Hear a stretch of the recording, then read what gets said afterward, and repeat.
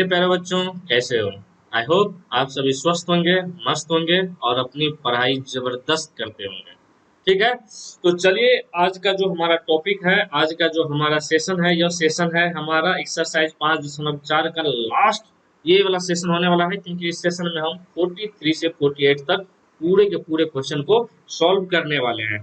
ठीक है, एक बेहतर अंदाज में, एक बेहतर तरीके से। तो चलिए शुरुआत करते हैं, लेकिन शुरुआत करने से पहले आपको बता दें कि अगर आप हमारे चैनल पर नए हैं तो चैनल को सब्सक्राइब करें, लाइक करें और अपने दोस्तों के साथ भी शेयर करें। ठीक है, तो चलो शुरुआत करते हैं। आज का हमारा 43 नंबर का क्वेश्चन, मतलब पहला क्वेश्चन है, लेकिन इस चैप्टर का जो हमारे पास एक्सरसाइज है 5.4, इस चैप्टर का 43 नंबर का क्वेश्चन है। ओके, चलो तो ये है हमारा 43 नंबर का क्वेश्चन। क्या कह रहा है 43 नंबर क्वेश्चन?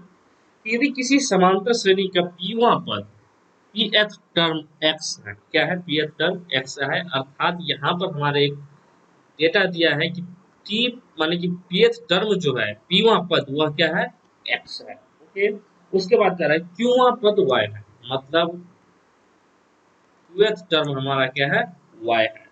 तो हमें दर्शाना है कि इसके p प्लस क्यू पदों का योग क्या हो जाएगा? क्या हो जाएगा? तो ये है sum of p plus q बराबर दिया हुआ है p plus Q by 2 into x plus y plus x minus y बटे p माइनस क्यू। ये बेहतरीन सवाल, देखते हैं इस सवालों को कैसे कैसे सोल्व कर पाते हैं। ठीक है, चलो सबसे पहले हमारे पास जो डेटा है उस डेटा को हम देखते हुए आगे बढ़ते हैं। तो सबसे पहले मेरे पास क्या पहला कंडीशन दिया है कि टीपी बराबर एक्स दिया हुआ है। क्या दिया हुआ है? TP equal to x. Okay, हम जानते हैं टीपी बराबर जब एक्स दिया रहे तो हमें इसका फॉर्मूला क्या होता है? तो क्या होता है बच्चों, बताओ कि A plus P minus one into T equal to क्या? एक्स। हाँ, एक बात आपको बताना हम भूल गए हैं कि देखो जिस भी कोई सवाल हो, कोई भी सवाल हो एपी का, अगर इसमें हमें प्रथम पद और कॉमन डिफरेंस नहीं मानना, नहीं इसमें दिया रहे, तो हम ऐसा मान के चलते हैं कि इसका प्रथम पद क्या होगा? प्रथम पद ये आपको लिखना है। ठीक है, हम तो आपको बस बता रहे हैं कि सवालों को सोल्व कैसे करना है, कहीं आप फंस न जाए। और सार्वंतर क्या हो जाएगा इसका? सार्वंतर डी। ठीक है, क्योंकि दोनों एक ही आपका ये सेम एपी का ये दोनों है। ठीक है कि नहीं? और उसी एपी का इसमें बोल रहा है कि पी प्लस क्यूएथ टर्म का जो सम होगा, मतलब पी प्लस क्यूएथ टर्म है, उन सभी का जो सम होगा वह इतने के बराबर होगा। यही हमें क्या करना है? प्रूव करना है। ओके, तो यहाँ पर देखो बच्चों क्या हो गया हमारा टीपी बराबर एक्स है तो ये इसके बराबर हो जाएगा। और इसको अगर सॉल्व करते हैं तो क्या हो जाएगा? A plus P D minus d equal to x. इसको मान लो इक्वेशन 1। यहाँ तक समझने में किसी को किसी प्रकार की कोई दिक्कत नहीं हुई होगी। ठीक है, चलो अब देखते हैं ये वाला सवाल, सॉरी ये वाला क्या दिया है हमारे पास कंडीशन की टी क्यू बराबर वाई, अर्थात क्यू टर्म बराबर क्या दिया है? वाई। इसको क्या लिखेंगे? A plus Q minus one into d equal to y. अब इसको क्या करेंगे? A plus Q D minus d equal to y. ये हो गया इक्वेशन नंबर 2। अब देखो जब भी हम मेरे पास ऐसे दो कंडीशन दिया रहता है तो हम ऐसा हम करते हैं कि सबसे पहले हम एपी को फाइंड आउट करते हैं कि हमारा एपी क्या है, तभी तो हमको प्रथम पद पता चलेगा और कॉमन डिफरेंस को इसको पता करेंगे, क्योंकि ये तो सभी हम मान के चले हैं। और यहाँ पर हमारे पास दो इक्वेशन है और दो वेरिएबल भी है। कौन कौन? एक प्रथम पद और हमारे पास सार्वभौम, और ये सभी तो आपको दिया ही है, ये सभी तो आपको दिया ही है। ठीक है, तो चलो इसको कैसे करते हैं? हमारे पास ये वाला जो देखिए गौर से देखिएगा, अगर तो ये दोनों क्या हो गया है, आपको दो चर वाले रैखिक समीकरण का रूप ले लिया है। तो दो चर वाले रैखिक समीकरण को कैसे सोल्व करते हैं ये सभी आप बेहतरीन तरीके से जानते होंगे। ठीक है, चलो इसको क्या करते हैं? इक्वेशन 1 से 2 को घटाओ या 2 को 1 से घटाओ, कोई फर्क नहीं पड़ता है, आपको जैसा सुविधा हो। ठीक है, तो हम करते हैं a plus Q D minus d equal to y. अब इसको क्या करते हैं? घटा देते हैं। ओके, आपको लिखिएगा इक्वेशन 1 में से इक्वेशन 2 को घटाने पर या इक्वेशन 2 को इक्वेशन 1 से घटाने पर इससे कोई फर्क नहीं पड़ता है। ठीक है, तो यहाँ पर जब घटाएंगे तो यहाँ पर क्या हो जाएगा? साइन चेंज हो जाएगा, ये साइन चेंज हो जाएगा, ये साइन चेंज हो जाएगा, और यहाँ पर प्लस है तो माइनस हो जाएगा। ठीक है, तो हमारे पास जो रिजल्टेंट आ जाएगा वो क्या आ जाएगा? देखो ए से ए कट गया, बी से डी कट गया, यहाँ पर क्या आ गया? P D minus Q D equal to क्या आ गया? X minus y. और यहाँ पर अगर डी को कॉमन लेंगे तो यहाँ पर आ जाएगा p minus q equal to x minus y, और यहाँ से डी क्या आ जाएगा? क्या आ जाएगा, एक्स माइनस वाई बटे पी माइनस क्यू। यहाँ तक समझने में किसी भाईजान को कोई दिक्कत नहीं हुई होगी, किसी बंधु को कोई प्रॉब्लम नहीं हुई होगी। अब देखो हमारा हमारा क्या निकल गया, तो कॉमन डिफरेंस निकल गया था। अब हमें क्या निकालना है, प्रथम पद निकालना है। तो प्रथम पद को कैसे निकालेंगे, देखो प्रथम पद निकालने का भी हमारे पास, हम जानते हैं कि अगर कोई भी दो चर वाले रैखिक समीकरण हो, अगर उसमें से एक पद अगर हमें मालूम चल गया है, एक चर मालूम चल गया है कि क्या होगा, तो दूसरा भी हम निकाल सकते हैं कि नहीं। इस डी को क्या करते हैं, इसको अभी रहते हुए हम क्या करते हैं, एक बार इसको घटाए हैं तो एक बार जोड़ भी देते हैं, ठीक है। तो इसको चलो जोड़ते हैं, ए प्लस क्या हो जाएगा, पी डी माइनस डी बराबर एक्स, और ये इसको जोड़ेंगे तो a plus Q D minus d equal to क्या हो जाएगा, वन। अब इसको जोड़ेंगे तो कोई साइन चेंज की जरूरत नहीं होगी, ठीक है। तो ये क्या हो जाएगा, टू ए plus P D plus Q D minus two D बराबर क्या हो जाएगा, एक्स प्लस वाई। ये हो जाएगा। अब हम क्या करते हैं कि दोनों तरफ जो है सो जी को क्या करते हैं, जी को क्या करते हैं, जोड़ देते हैं, ठीक है। क्यों जोड़ेंगे हम आपको बताएंगे, ये आपको बाद में पता चलेगा कि क्यों जोड़े हैं, ठीक है। तो अब सबसे पहले जोड़ लेते हैं, टू ए plus P D minus Q D minus two D plus D बराबर एक्स प्लस वाई प्लस, ठीक है। तो ये हो गया क्या, टू ए plus P D plus Q D, और ये हो जाएगा माइनस का डी इक्वल टू क्या हो जाएगा, x plus y plus D. और यहाँ से क्या करेंगे, टू ए, और देखो इस तीनों टर्म में क्या है, डी है, तो हम क्या करेंगे, डी को कॉमन ले लेंगे, तो प्लस डी, तो ये क्या हो जाएगा, P plus Q minus one, ये आ गया। और ये किसके बराबर हो जाएगा, x plus y plus D के बराबर, ठीक है। आपको ये भी याद रखना होगा, ठीक है। अब देखो, अब हमको क्या बोल रहे हैं निकालने के लिए कि sum of p plus q term, ये हमको इसको प्रूफ करने के लिए बोल रहा है कि p plus Q by two, और ये इन टू में क्या हो जाएगा, x plus y plus x minus y बटे पी माइनस क्यू, यही बोल रहा है हमको प्रूफ करने के लिए। राइट, यहाँ तक तो समझ रहे हो, ये तो हमारा गिवन है। तो हम जानते हैं कि sum of p plus q बराबर क्या होता है, बताओ क्या होता है। तो ये होता है p plus Q by two into, क्या होता है, इंटू टू ए plus p plus Q minus one into d, यही होता है कि नहीं। अब देखो यहाँ पर p plus Q by to तो ये रहने ही देंगे। अब देखो यहाँ पर अगर गौर से देखो, टू ए plus P plus Q minus one into D का वैल्यू यहाँ से हमको पता चल जाएगा।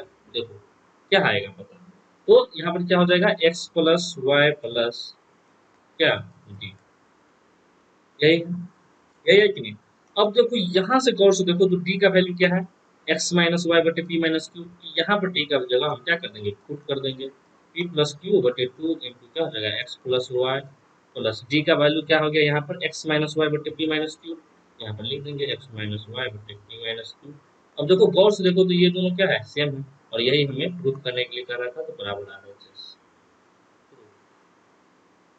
ठीक है, बहुत ही बेहतरीन सवाल था, आप लोग इसको प्रैक्टिस कीजिए, ठीक है।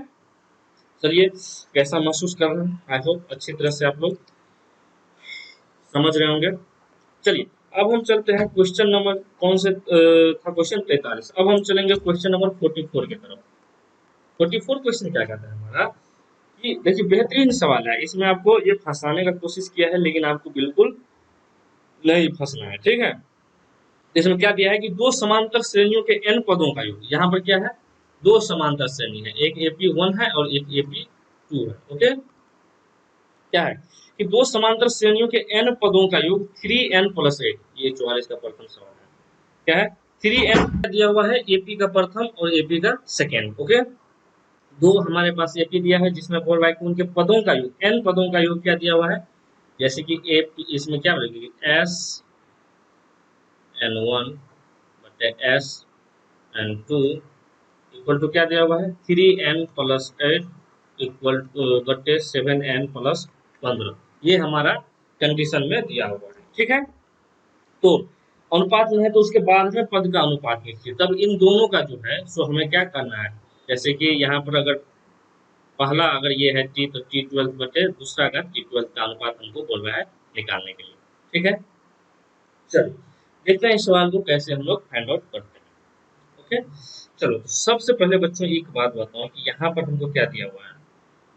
प्रथम तो SN1, ठीक है, यहाँ पर n पदों का ही योग दिया हुआ है, ठीक है। तो यहाँ पर N1 कहने का मतलब क्या है कि ये प्रथम एपी है, ठीक है, फर्स्ट एपी का, ठीक है। इसको ऐसे कर देते हैं, इसको मिटा देते हैं, ठीक है।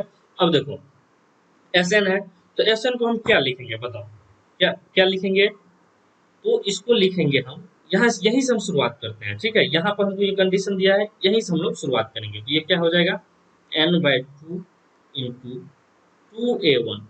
मान लो कि प्रथम एपी, जो प्रथम एपी है उसका a1 प्रथम पद है और कॉमन रेफरेंस क्या है d1 है, और सेकेंड जो एपी है उसका प्रथम पद a2 है और कॉमन रेफरेंस क्या है d2 है, ठीक है। यहाँ तक समझ में किसी को कोई दिक्कत नहीं होनी चाहिए। तो ये क्या हो जाएगा, हमारा प्रथम जो सम पद का था उसका क्या क्या लिखेंगे, 2a1 plus n-1 into d1, यही लिखेंगे। और बट्टे में क्या हो जाएगा n/2 इंटू क्या लिखेंगे 2a2 प्लस n-, क्योंकि n तो दोनों में बराबर है, क्योंकि सेम पद है, और उसका रेशियो दिया हुआ है हमको कितना 3n प्लस 8 बट्टे 7n प्लस 8, ठीक है बच्चों। चलो तो इस n2 से n2 को छुट्टी कर दोगे तो करो छुट्टी, तो ये हमारा क्या हो जाएगा 2a1 प्लस n-1 बट्टे d1 बट्टे 2a2 plus n-1 d2 equal to क्या 3n प्लस 8 बट्टे 7n प्लस।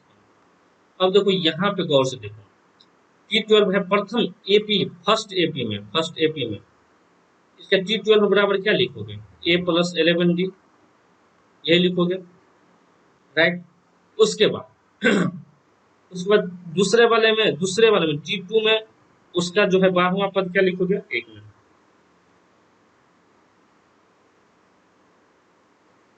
सेकेंड वाले में, सेकेंड एपी में इसका क्या लिखोगे a1 प्लस 11 d1 है, ओके।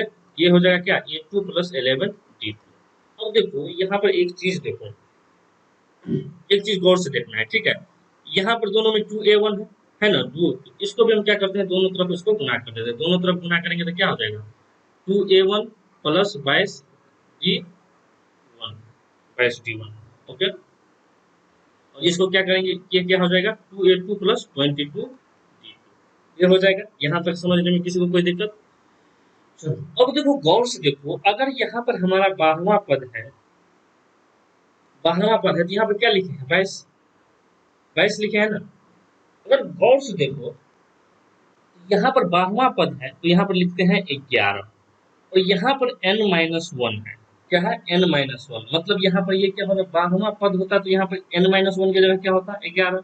अगर इन दोनों को कंपेयर करोगे, इन दोनों को अगर कंपेयर करोगे तो ये किसके बराबर होगा 2a1 प्लस n-1 d1 बराबर क्या हो जाएगा a1 प्लस 2a1 प्लस क्या 22d2, मतलब क्या n-1 का वैल्यू कितना है 22, तो n-1 का अगर वैल्यू 22 है तो n का वैल्यू कितना हो जाएगा 23, मतलब ये 23वां टर्म के बारे में बोल रहा है, वही ना बोल रहा है 23वां टर्म के बारे में।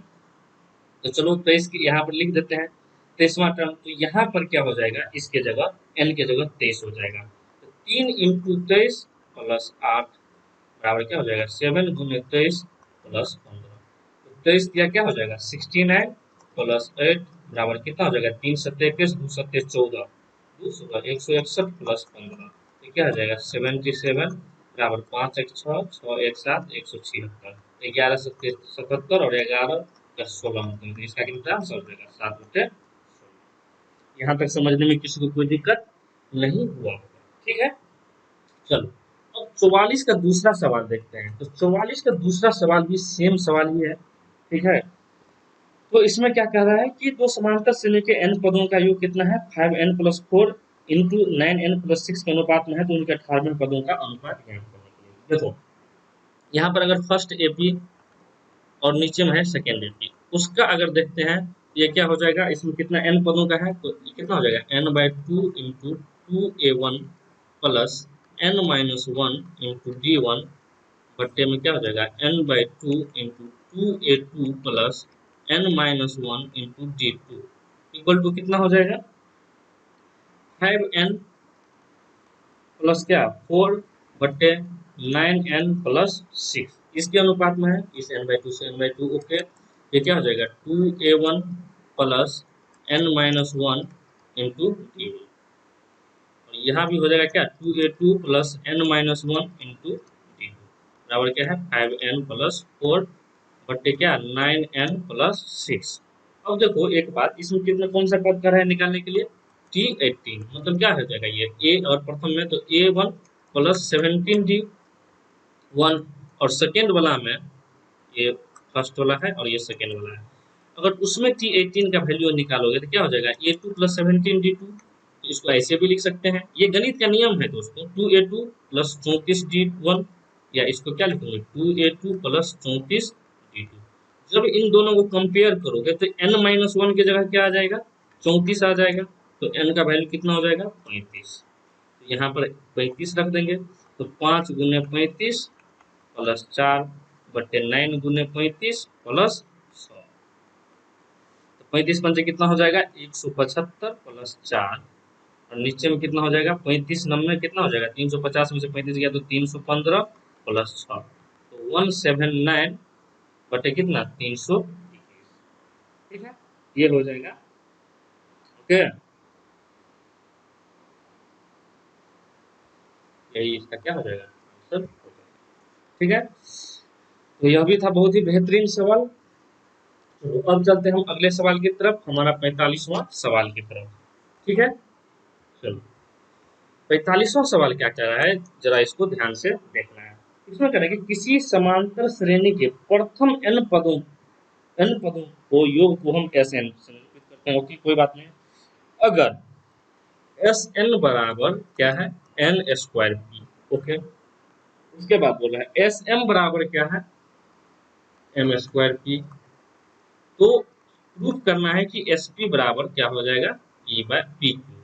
ठीक है, चलो बहुत ही अच्छी बात है। तो सबसे पहले क्या करते हैं इस वाले को सॉल्व करते हैं। ठीक है, पहले ए और कॉमन डिफरेंस का प्रथम कॉमन डिफरेंस, एपी का कॉमन डिफरेंस और प्रथम पद ज्ञात कर लेंगे। ठीक है, चलो देखो एस एन बराबर एन स्क्वायर पी होता है, एस एन का फॉर्मूला क्या होता है n/2 into 2a plus n-1 into D बराबर क्या हो जाएगा एन स्क्वायर टी। ये n से n ये 31, तो क्या हो जाएगा 2a plus M D minus D बराबर क्या एम पी, इसको मान लो इक्वेशन 1। उसी प्रकार ये भी क्या हो जाएगा, ये हो जाएगा 2a plus M D minus D बराबर एम पी। ठीक है, आप इसको कीजिएगा सॉल्व, वही आएगा सेम टू सेम है। ओके, अब इसको क्या कर, इसको इक्वेशन 2 मान लो, अब इसको इसमें से घटा दो, क्या करेंगे घटा देंगे, तो ये क्या हो जाएगा 2a plus M D minus D बराबर क्या हो जाएगा एम पी। इसको घटा देंगे तो साइन चेंज हो जाएगा, है क्या, ये प्लस है तो माइनस, ये प्लस है तो माइनस, ये माइनस है तो प्लस, ये प्लस है तो माइनस, ये 31 ये 31, ये यहाँ ठीक है। ओके, तो ये क्या हो जाएगा एम, ये हो जाएगा n D minus m d equal to क्या n P minus m p. तो यहाँ से क्या करते हैं डी कॉमन लेंगे तो यह क्या हो जाएगा एन माइनस एम, और यहाँ से डी कॉमन लेंगे तो 2 एन पी हो जाएगा। ठीक है, 2 एन पी, ये 2 जाएगा कि नहीं यहाँ पे, तो ये 2 जो है तो आपको बिल्कुल जाएगा क्रॉस प्रोडक्ट में यहाँ पे, तो 2 एन पी हो जाएगा, यहाँ पर 2 एम पी हो जाएगा।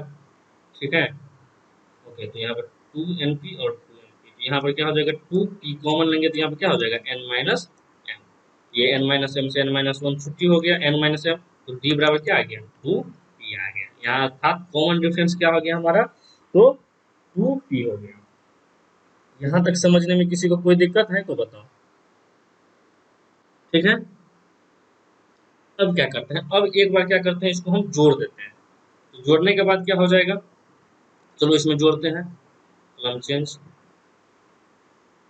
कलम चेंज, तो ये हो जाएगा 2a plus N D minus D बराबर 2n p। इसको जोड़ेंगे तो क्या हो जाएगा, तो ये हो जाएगा 4a plus M D plus N D minus 2d बराबर 2mp प्लस 2n p। ये हो जाएगा कि नहीं हो जाएगा। अब क्या करेंगे, अब बताओ अब क्या करेंगे यहाँ से। ठीक है, इसको 1 मिनट ये रहने दो, इसका हमें नहीं लग रहा है कि इसका जरूरत है। ओके, चलो अब हम क्या करते हैं, एसपी वाले में देखते हैं। एसपी का क्या हो जाएगा, P by two into two A plus P minus one into D, ये हो जाएगा। और यहाँ पर क्या है, P by two into two A plus P minus one, क्या है, पी माइनस वन इंटू, तो यहाँ पर हो जाएगा पी माइनस वन, और टू पी, डी की जगह क्या है यहाँ पर, टू पी है, तो यहाँ पर रख देंगे टू पी। ठीक है, क्या हो जाएगा, टू पी। ओके,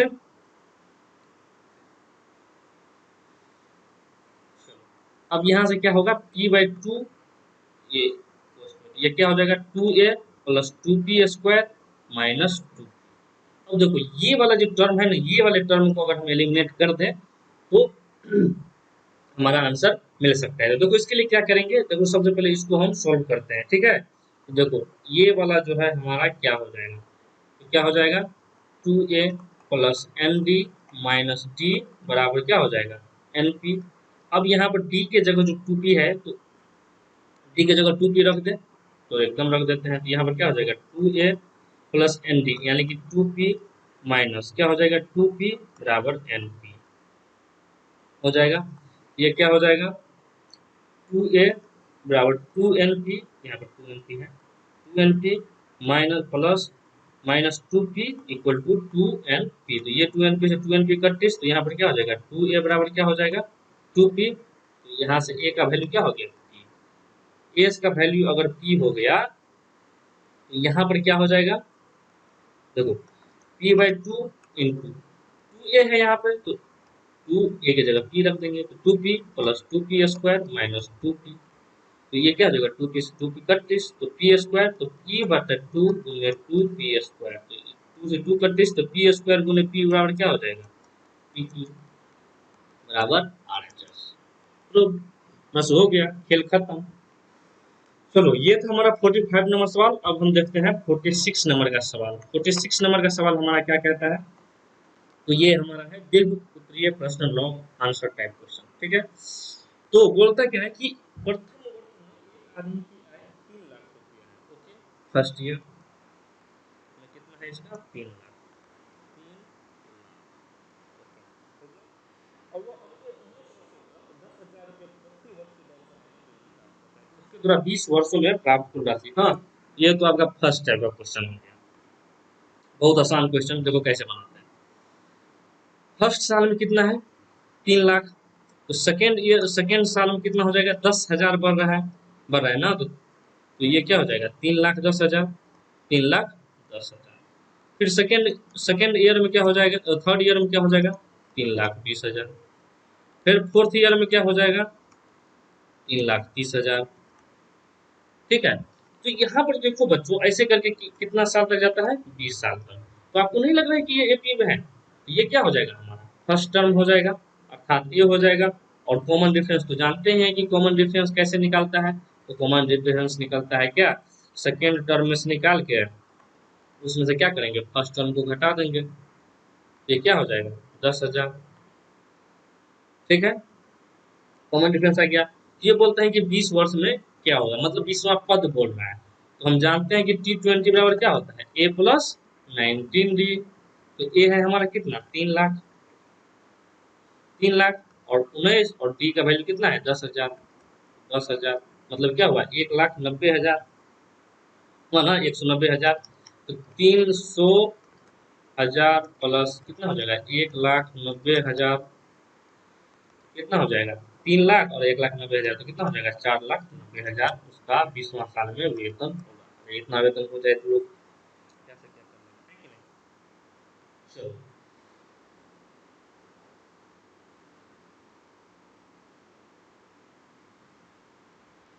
ये देखो एक बात और देखो,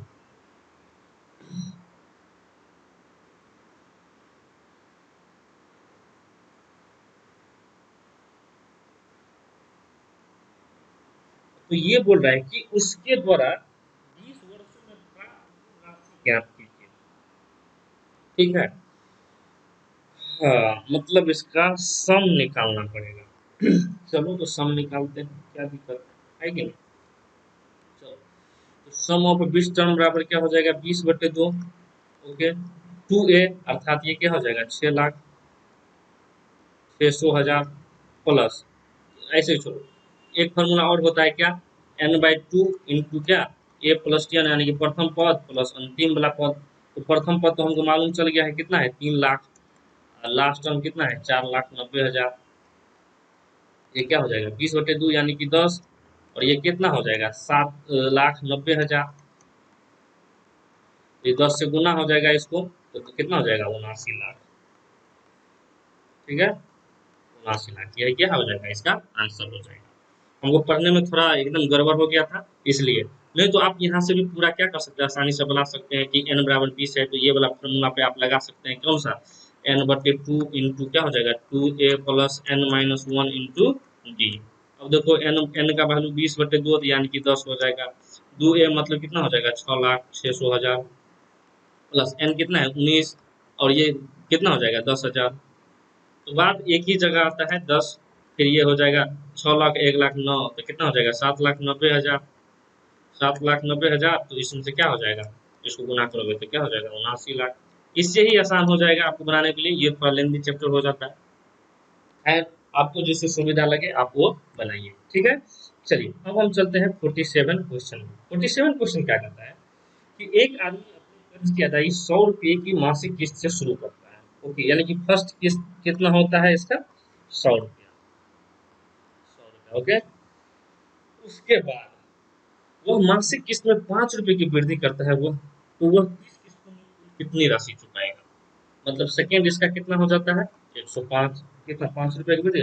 उसके बाद थर्ड वाला कितना हो जाता है 110 और ऐसे ही करके वह कहता है कि 30 किस्तों में जो टोटल 30 किस्त हो जाएगा उसमें कितना देगा। तो ये भी आसान है कैसे तो S30 बराबर क्या हो जाएगा 30/2 into 2a 2 into 100 plus n-1 अर्थात 30 - 1 यानी कि 29 और d कितना है 5। डिफरेंस हमारा 5 ही है कि नहीं। तो 15 इंटू 200 प्लस देखो 30 पंची कितना हो गया 150 में से 5 घटा दो मतलब 145। अब देखो ये कितना हो जाएगा 345 गुने 15। 15 से गुना करना है तो 15 × 5 = 75 का 5 हाथ में रहा 7 15 × 60 7 67 हाथ में रहा 6 15 × 45 और 6 51 अर्थात 5,175 रुपया। ठीक है चलो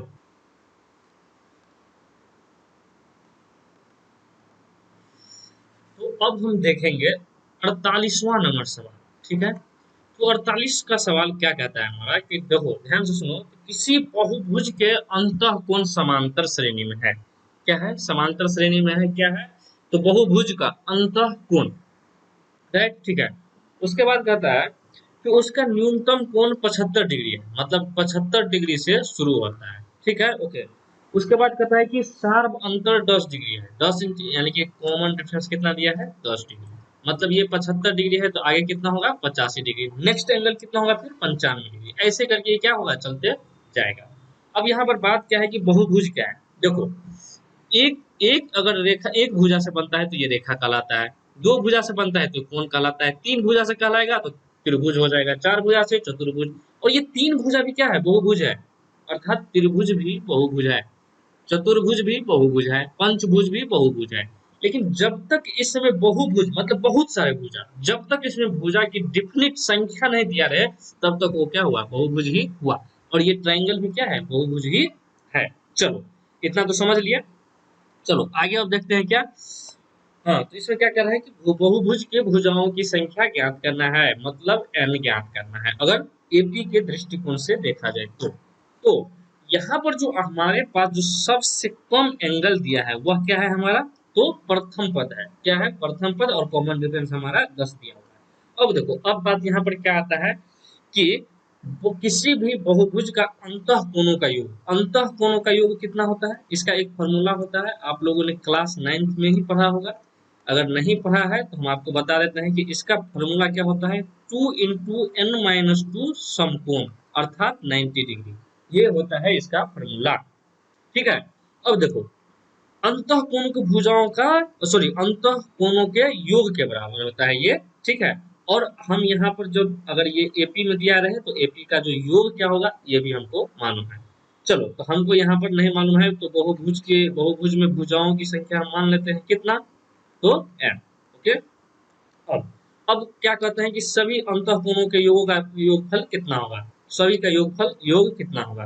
देखो इसके लिए क्या है formula, n/2 into 2a plus n-1 into D, और यह किसके बराबर हो जाएगा, 2 इंटू n-2 समकोण के बराबर। यहाँ तक किसी को कोई दिक्कत नहीं होनी चाहिए। अब देखो यहाँ पर है n/2 2 और a का मान कितना है 75 डिग्री।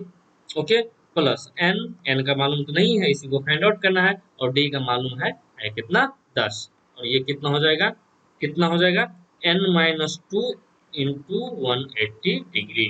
अब इसको हम अगर सॉल्व करेंगे तो कितना हो जाएगा, कितना होगा, देखो n से n काटेंगे तो ये कितना हो जाएगा 75n, प्लस फिर 2 से इसको करेंगे तो क्या हो जाएगा n इंटू n-1 5। ओके, और ये हो जाएगा 180n माइनस 360 डिग्री। ओके, चलो उसके बाद ये क्या हो जाएगा 75n प्लस n स्क्वायर, और ये 5 है तो यहाँ पर 5n स्क्वायर हो जाएगा, फिर माइनस क्या हो जाएगा माइनस 5n बराबर 180n माइनस 360, और यह कितने के बराबर हो जाएगा, देखो यहाँ पर 75n और यहाँ पर n, तो ये कितना हो जाएगा 70n, और 70n प्लस में हुआ तो उस साइड जाएगा तो कितना, चलो यहाँ पर 5n स्क्वायर लिख ही लेते हैं, उसके बाद कितना हो जाएगा प्लस का 70n, और इसको उस साइड ले चलते हैं तो ये प्लस में है तो ये माइनस में हो जाएगा 180n और माइनस 360 इक्वल टू क्या 0। अब यहाँ पर मेरा क्या हो जाएगा, देखो क्या हो जाएगा 5n स्क्वायर, उसके बाद ये कितना हो जाएगा माइनस 110n, ये लिख दो यहाँ पर माइनस 110n। ओके, उसके बाद ये कितना है माइनस 360, तो यहाँ पर लिख लेते हैं माइनस 360, इसके कितने के बराबर है तो 0 के बराबर। अब देखो सभी में 5 लगभग कॉमन है, क्योंकि हम 5 के विभाज्य का नियम जानते हैं कि इकाई अंक पर अगर 0 और 5 हो तो ये 5 से डिविजिबल हो जाएगा, तो यहाँ पर भी है 0 और यहाँ पर भी है 0 और इसमें है 5, तो ये सब के सब क्या हो जाएगा 5 से डिविजिबल हो जाएंगे। तो ये क्या हो जाएगा n स्क्वायर माइनस 22n और माइनस कितना हो जाएगा 5 से करेंगे तो 5 सत्ते 35 और 5 दूनी 10 इक्वल टू 0, राइट, यही होगा ना। चलो माइनस 360 नहीं, यहाँ पर प्लस 360 हो जाएगा, क्यों, क्योंकि इसको भी तो उस साइड भेजना है, यहाँ पर प्लस 360। ओके, चलो 0। ओके, अब देखो यहाँ पर 72 है, अब यहाँ पर ये जो है हमारा हो गया है क्वाड्रेटिक इक्वेशन, क्या हो गया है क्वाड्रेटिक इक्वेशन अर्थात द्विघात संख्या। अब इसको सोल्व करने के हमारे पास दो तरीके हैं, एक तो श्री रामानुजम के क्या बोलते हैं श्रीधराचार्य नियम के अनुसार, और दूसरा हो गया हमारा गुणनखंड विधि के द्वारा। तो हमारा सबसे फेवरेट है गुणनखंड विधि, तो हम गुणनखंड विधि से करेंगे। कैसे करेंगे, तो एन स्क्वायर और 72 का क्या करेंगे फैक्टर करेंगे। तो यहाँ पर आप ऐसे ही देखिए कि 18 और 4 होगा, क्यों 18 और 4 22 हो जाएगा और 18 जो कि 72 हो जाएगा। यहाँ पर माइनस 18n और माइनस 4n और प्लस 72 इक्वल टू क्या 0। यहाँ से n कॉमन लेंगे तो ये हो जाएगा n माइनस 18 और यहाँ से माइनस 4 कॉमन लेंगे तो n माइनस 18 इक्वल टू 0। अब देखो यहाँ पर हो जाएगा n minus 4 into n minus 18। अब देखो यहाँ पर अगर इसको एक संख्या मानो और इसको दो संख्या मानो, मतलब a into B equal to 0, इसका क्या मतलब हुआ, या तो इनमें से कोई एक 0 होगा, या तो a 0 होगा या तो b 0 होगा, या दोनों के दोनों 0 होंगे। अगर n माइनस 4 इक्वल टू 0 होगा तो n बराबर कितना होगा 4। ओके, अगर n माइनस 18 इक्वल टू 0 होगा तो n बराबर कितना हो जाएगा 18। ओके, चलो अब हम मेरे पास ये समस्या क्या है कि हम इन दोनों में से किसको लें। तो देखो बच्चों यहाँ पे एक बात समझने वाली है कि 18 वाले भुजा तो बहुत ज्यादा हो जाता है, तो हम इसको एलिमिनेट ही करके चलते हैं, क्योंकि ये मान संख्या में जो है बहुत बड़ी है, क्या है बहुत बड़ी है, इसलिए इसका क्या हो जाएगा वैल्यू, आंसर क्या हो जाएगा n बराबर 4। मतलब इसमें बहुभुज की संख्या कितना हो, बहुभुज में भुजाओं की संख्या कितनी होगी, भुजाओं की संख्या क्या हो जाएगी, भुजाओं की संख्या n माने तो n का वैल्यू कितना आ गया 4, यही क्या होगा इसका आंसर होगा। ठीक है, तो ये था हमारा टोटल 43 से लेकर 48 तक सवाल। तो हमने इस सवालों को बहुत अच्छी तरह से देखा है। अब हमारा एरिथमेटिक प्रोग्रेशन में जो है एपी में जो है अर्थात समांतर श्रेणी में जो है, सो हमारे पास सिर्फ और सिर्फ हाँ ऑब्जेक्टिव प्रश्न बच गया है, अति लघु उत्तरीय प्रश्न, वस्तुनिष्ठ प्रश्न बच गया है, और short type, very short answer type question जिसे हम अति लघु उत्तरीय प्रश्न बोलते हैं, और ऑब्जेक्टिव क्वेश्चन जिसे हम वस्तुनिष्ठ प्रश्न कहते हैं, ये बच गया है। तो इन दोनों को हम क्या करेंगे, अलग अलग वीडियो में हम आपको बता देंगे। तो ठीक है, तो इस वीडियो को हम यही समाप्त करते हैं, मिलते हैं अगली नई वीडियो में एक नई उमंग और उत्साह के साथ। तब तक के लिए आप मस्त रहें, स्वस्थ रहें और पढ़ाई जबरदस्त करते रहें। ठीक है, तो चलिए मिलते हैं अगली नई वीडियो में।